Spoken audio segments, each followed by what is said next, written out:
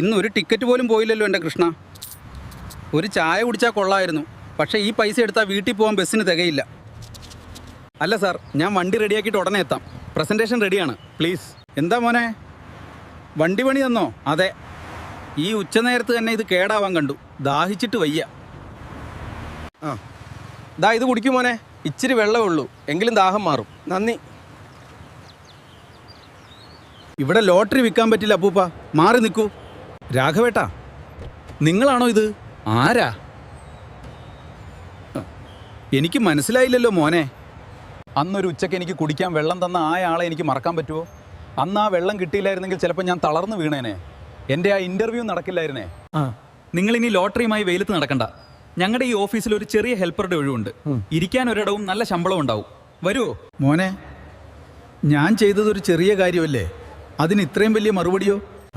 അന്ന് നിങ്ങൾ എനിക്ക് തന്നത് വെറും വെള്ളമല്ല രാഘവേട്ട, ഒരാൾക്ക് ആവശ്യം വരുമ്പോൾ സഹായിക്കാനുള്ള മനസ്സുകൂടിയാണ്. നന്മകൾ ഒരിക്കലും വെറുതെ പോവില്ല. കൂടുതൽ വീഡിയോകൾക്കായി ലൈക്ക് ചെയ്യുക, സബ്സ്ക്രൈബ് ചെയ്യുക. തീർച്ചയായും